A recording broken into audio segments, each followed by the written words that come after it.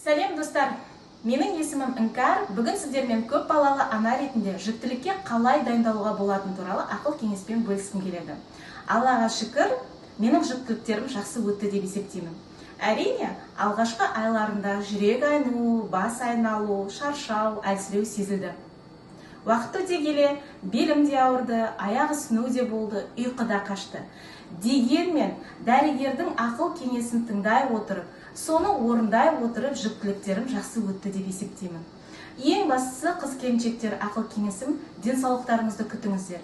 Дені сау анадан дені сау бала дүниеге келеді. Ең алғаш ағзаңызға қажетті дәрумендерді анықтап, сол дәрумендерді қабылдау арқылы фолий қышқылы мен темірді қалыпқа келтіріңіздер. Және де көкөністер мен жемістерді көбірек пайдалануға тырысыңыздар. Екіншіден, жеңіл спорт, күнделікті жаяу серуендеу баланың және ананың денсаулығына өте пайдалы деп есептеймін. Үшіншіден, болашақ ананың эмоционалдық және психологиялық дайындығы. Ол үшін бала күтімі туралы ақпараттарды, әдебиеттерді оқу және тәжірибелі аналардан ақыл кеңес сұрау. Және де ең маңыздысы сіздің жақыныңыздың, отбасыңыздың сізді қолдауы және сіздің жағдайыңызды түсіну.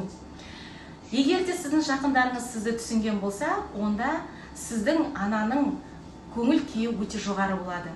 Тағы да қайталап өткім келеді, жүктілік өте маңызды.